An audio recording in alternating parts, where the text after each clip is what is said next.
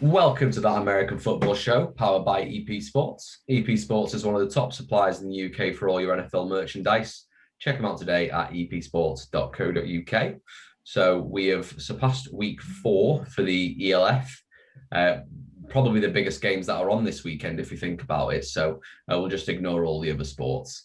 So let's talk about a bit of news around the league because there's always the news that comes out is always a bit surprising. It's never what we expect. So first thing that was announced today is essentially a partnership with a US football league. Tim, I think you've got a little bit more information on this. Do you want to go over it? Yes, I read Wikipedia, so I know everything about it.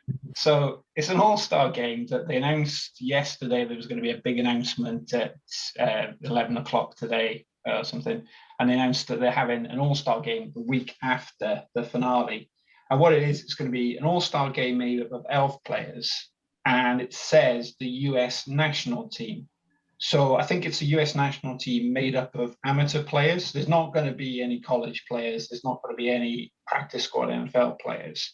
But it'll be a good test of the quality of players in ELF playing against an actual American team.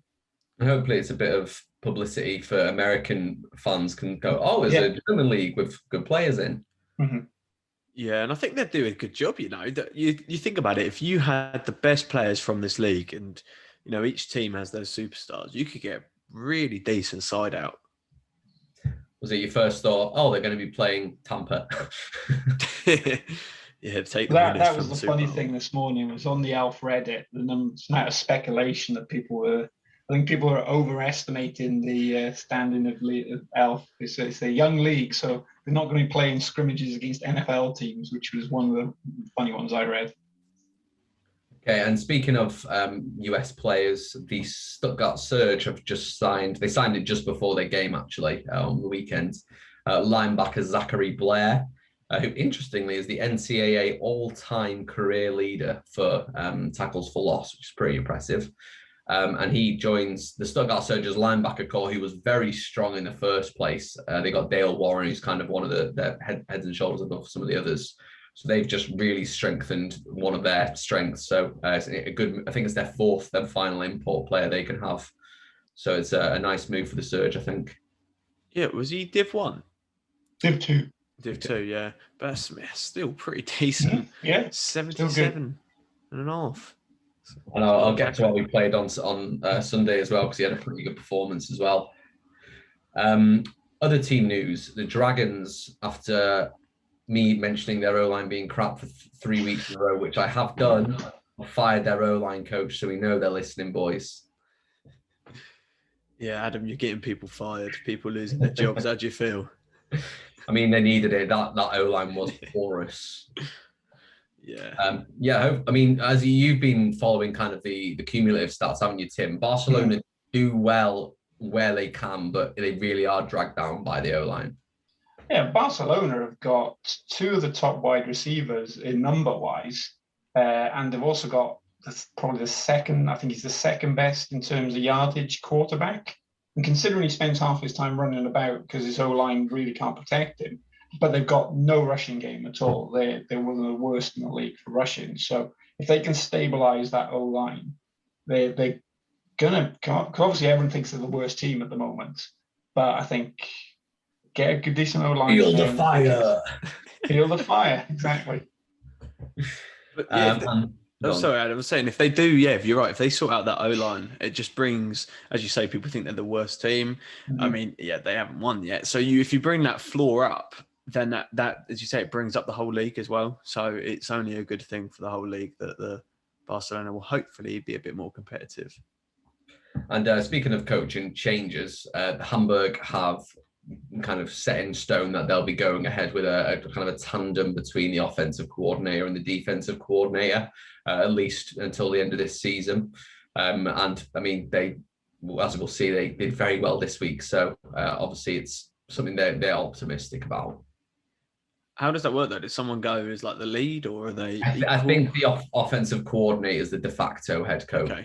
Yeah, so what they've announced is that Andreas Nomsen will stay as head coach until the end of the 2021 season, while Kendrell Ellison will take over the defense as defensive coordinator. Yeah, so they're splitting the roles, but one's the head coach. Okay. But that's news for the league done with, really. As we say, there's not too much, but it's always odd and interesting as it's a growing league. But we'll move on to the games for this week. So, Joe, I think you had our first one. Yeah, so I had Hamburg against the Thunder. So just outside the 11, they hand it into Crawford. Breaks. He's going to get it back to Stitt. Stitt buying time, throws it up, and there for the touchdown! Unbelievable play! Nikolai Schumann. 1340 bunch formation, high snap for Clark. Lets it fly off the far side, and he has a receiver. There is Mao. He cuts him down into the 5-yard line. Native of Lübeck in North Germany. He's going to throw a pass here towards the end zone, and it is a leaping catch. Pulling it in is Moreno. Oh my God! He's going to be on YouTube. The Sea Devils won 44-6. It was a rather one-sided affair. The Sea Devils, they trounced the Thunder in a second half onslaught, really. I'll tell you what, one little thing I did notice is I really like the Hamburg pitch. It's like very green and very crisp, and the numbers are very clear. It's just one of those, when you're watching it, it's aesthetically nice, so it makes the game a lot easier to watch. I mean, in all honesty, it was actually a really quiet first quarter. The Sea Devils moved the ball quite nicely. They only had 2 field goals to show for it after their 12 minutes of possession. So they had a lot of the ball, but only 2 field goals for them. And one of the field goals was actually all the way from 46 yards, which may potentially be the furthest field goal. Yeah, I remember seeing it. I was going, that's a long one. Yeah, so I think that is our new record, which is good. So not so many further. So we'll take that. The Thunder, they had their first good bit of possession midway through the second quarter, which resulted in a pretty incredible touchdown. At the Hamburg 11-yard line, Stitt handed it off to Crawford. And I don't know if it was planned, but it looks like Crawford went to run through, saw that his route was completely blocked. So he just turned around, flicked the ball to Stitt. Stitt's running out to the left like he does so well, launches it right into the end zone to his tight end Schumann. And Stitt also took quite a big hit as well after that. There was a roughing the passer call afterwards, which was fully deserved. And that was the game. At halftime, it was 6-6. So it was a very, even game on the scoreboard. I think the Sea Devils were just the better team, but the Thunder had held in and scored when they needed to. However, in the third quarter, Jadrian Clark came to life, and the Sea Devils scored a touchdown on all 4 of their possessions of this quarter to take the game away from Berlin. The first of these was really impressive as Clark went on a run before popping the ball to his fellow American and his mate, Xavier Johnson. And when we had Jadrian on, he was mentioning how those two were close. So it was nice to see him just pass the ball. He trusts his mate, gave it to him, and he ran it in. The second touchdown was a mixture of nice QB and wide receiver play from Jadrian and Jean-Claude Madin Cerezo, which is a fantastic name, and some rather disappointing from the Thunder. JCMC, as I'm going to call him for short. He was wide open in the end zone, and Clark threw the ball about 40 yards straight into his arms. Some poor tackling on the punt return gave the Sea Devils a short field, and a few snaps later, Jadrian threw a 50-50 ball, which Ben Mao took comfortably. It was a third touchdown, and some nice running from Johnson had Hamburg at the first and goal in no time, and the Sea Devils finished off with a touchdown throw to tight end John Levi Cruz. In the fourth quarter, the game was really getting away here from the Thunder. They'd just been absolutely battered. In the fourth quarter, Hamburg threw on backup quarterback Saleo Sisai. I believe that's how you pronounce it. Apologies if not. Who looked exciting and created one of the catches of the season as he threw the ball towards the end zone, where his tight end Adria Botella Moreno made a pretty amazing catch. It was a big diving catch that he made. Sadly, it was down at the 1-yard line, because if that was a touchdown, that would have been one of the best touchdowns so far of the ELF. Cisse finished off the drive with a quarterback leap to break the plane of the end zone, which gave the Sea Devils their 5th touchdown of the game. Berlin also decided to mix things up, and they put their wide receiver, Brian Zerbeck, QB. However, their fortunes didn't change, and Hamburg scored a field goal after completing a fake field goal a few snaps earlier, which was salt in the wound, really. It was even worse because obviously they've got the backup in, so Jadrian Clark was the holder who did the fake field goal. Yeah, it was pretty harsh, but I tell you what, it was brilliant. But yeah, matey was he was a long, long way away from anyone else when he caught that ball. It's a shame he went down, because if he had completely completed that would have been great. But my MVP is going to go to Jadrian. I just thought in that third quarter, he just turned things on, and he did have his team around him, but his accurate, fantastic, and he's got a good, strong arm on him as well. Just some fantastic throws. He had 266 yards and 3 touchdowns. I do want to give an honourable mention, though, however, to a player of the Thunder. We got British defensive end Adedayo Odeleye. He had 3 sacks and 5 tackles for loss. Shame that he came on the wrong end of it, because that was one hell of a game from him. But unfortunately, he did his best, as you can see by that stat line. But yeah, good win for the Sea Devils. They stay undefeated. Okay, yeah, someone needs to. I think so. I think when Frankfurt and Hamburg come again, that's going to be a great game, because Hamburg obviously takes the first time, but Galaxy look a bit stronger now. It's on my birthday, that game as well. Oh, really? So I might have to sit down, or just get someone to buy me the full pass. Just pay the €3 and get the game. Yeah. Okay, so I'll move on to the second game for the week. That was myself. I had the Stuttgart Surge taking on the Leipzig Kings.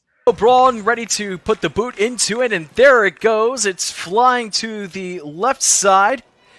And Jallo takes it right at the edge of the end zone, finds some space. There he goes, down the left side, past Braun, and there he goes. He's running back to Maryland, and he's got the touchdown. As they say in Maryland, get your bathing suit on, we're going to the ocean. To see another down, 3rd and 13 from the 14. Ellis over the middle to Metza. Metza with the chance and jumps in for the Surge touchdown. And in a shock result, as most people had the Kings to win, it was a close game that resulted 27-24 to the Surge. And it was a really good game to watch. Kings started off hot. They had another backup quarterback in. I do not know how to say it. Van Degen, we'll say that. So obviously, Owini had showed his chops off last game, and he is good. Obviously, a receiver-quarterback pair. But they shared snaps at quarterback for some reason, so I'm not too sure if there is any information on why that took place. But yeah, the new quarterback, Van Degen, hit Omi the Homie for a touchdown very early on. And then on the first Surge play, Alpha Jallo takes the pass straight to the house for his first touchdown on the day. Get used to me saying that. 2 missed PATs by them both led to being 12-0 to the Kings within 4 minutes of the game. And the Kings would round up the half with a pair of back-to-back sacks on Calvin Ellis. Not Calvin Ellis. But the Surge would take Owini out of the drive with a really hard hit from the aforementioned Zachary Blair. He did there's a lot of quarterbacks getting rocked all weekend, actually. But the Surge did take this momentum to punch in a rushing touchdown from the running back Shannon. But they again missed a 2-point attempt. So it was at this point 12-6. The Kings running back Agamon then had back-to-back fumbles, both of which he recovered. So no loss on there, only for Owini to throw an interception. So the Surge get the ball back. And they started utilising both their running backs, Shannon and Yankson. Yankson was playing really well throughout the game. Shannon was to get a touchdown this quarter, and then who else but Alpha Jallo gets his 3rd kick return touchdown on the season. And the Kings also forced a fumble along with 3 sacks. And no extra points leaves the game 18-12 in the first half. So not close and competitive.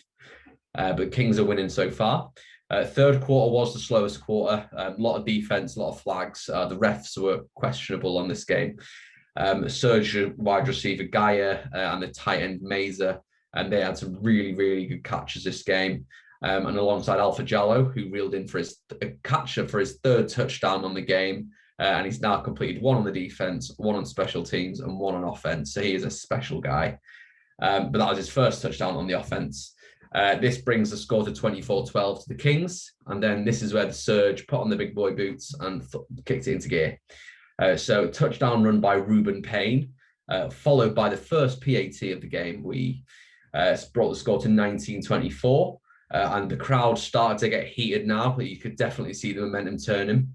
They'd been quiet all game, but it started to get loud. Surge defense got some big plays by Dale Warren and Zachary Blair, who are probably the best linebacker duo in the league at the moment. They forced the Kings on a punt. And then Shannon Yankson, the two running backs, they got the ball into the red zone, but the Kings managed to force a 4-and-out here. But they couldn't, once they got the ball back, they ran the clock for, I think, about 30 seconds. They did really poorly. And the Surge get the ball back on a punt, and they returned it, I think, about the halfway line.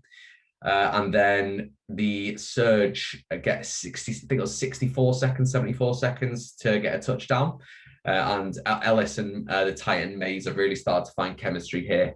And the final touchdown, short cross across the field. Titan catches it, he bulldozes through about 3 people for the touchdown. It was lovely.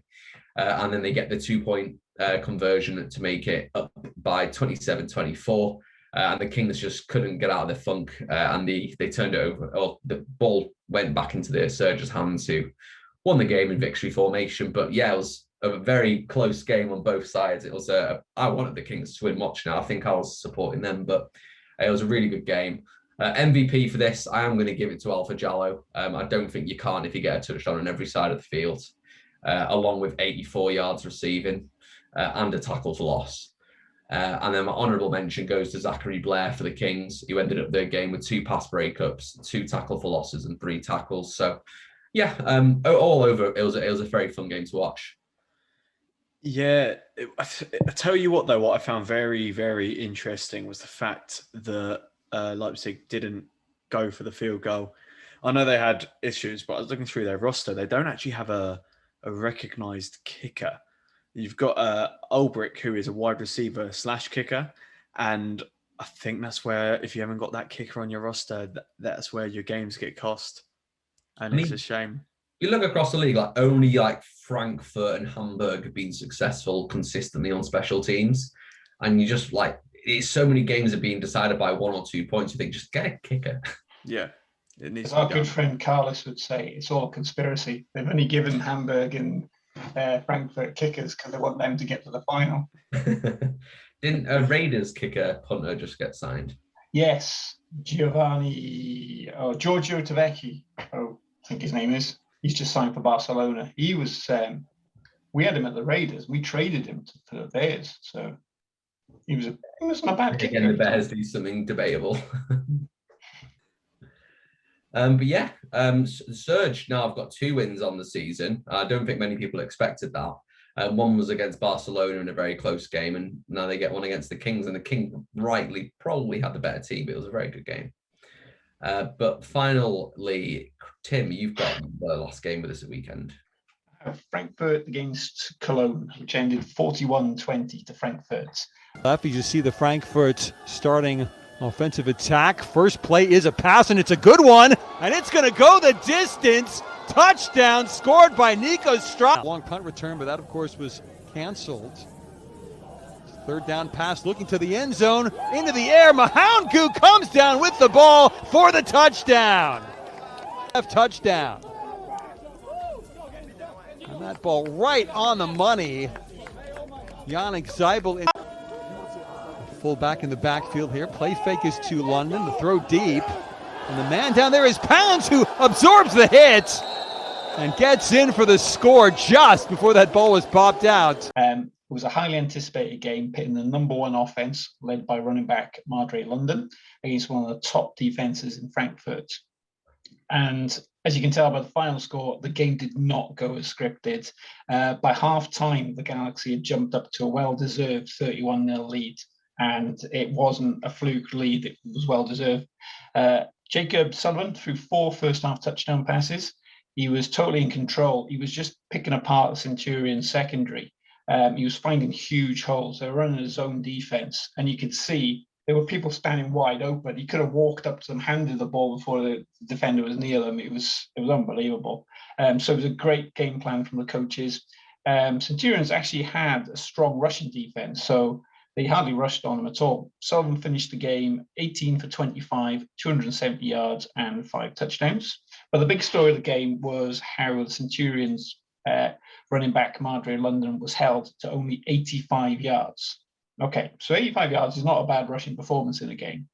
He previously, and no touchdowns, he previously had averaged 323 yards rushing and 3 touchdowns a game. So he was totally snuffed out. With the Russian attack gone, the Galaxy shut down the quarterback. He tried to force the game with really little success. He threw 2 interceptions. One bright side that needs mentioning for Cologne is the game from their Iron Man, Quinton Pounds. He had 2 touchdowns receiving.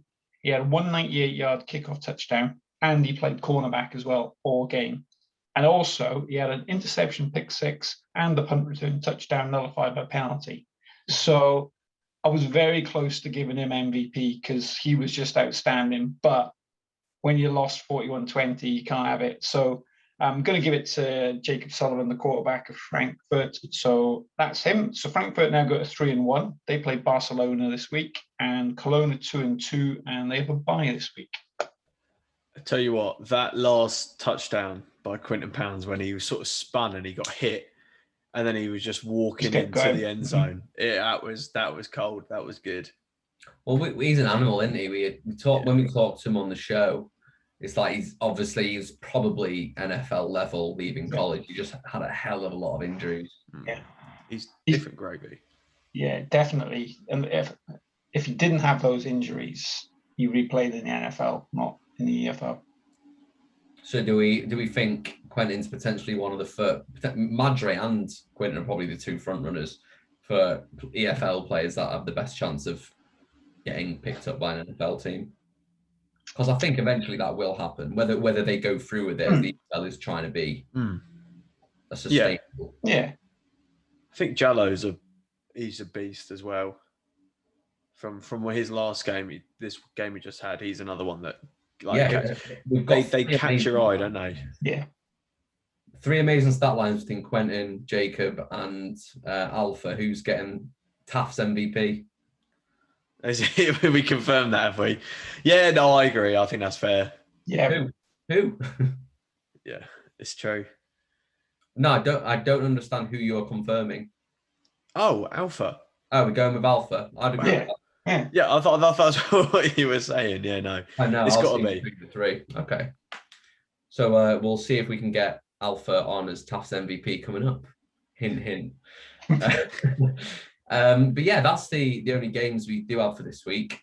We do have some interviews coming up. We are planning on getting Alpha coming on next week. And I think we're getting Pascalini on this week. Is that right, Tim? I was supposed to speak to him today. Unfortunately, we had to cancel that, but we will be getting him on. Okay. And we are if you guys want certain players to come on and speak to us, please do let us know, whether it's the comments, whether it's via the website or email or whatever, because we always do want your feedback on what you guys want to hear. But yeah, where can they find all our information, Joe? Yeah, hit us up on Twitter and Instagram at TAFS_UK, or hit us up on Facebook at That American Football Show. Brilliant. Like I said, leave us feedback, give us a like if you like us, and feel free to push us up to our 100 subscriber thingy. I just want to give a quick shout out to 2 people on Instagram who are actually doing stats for EFL, and they're really doing a good job with it. First one's American.footballstats, and the other one is elfcheckdown.ig. They're both keeping track of stats for the season, so if that's your thing, keep an eye on them on Instagram. Okay. Thank you everyone for listening. Make sure you do head over and check out our friends at EP Sports for any of your NFL or equipment needs, and we will speak to you later this week.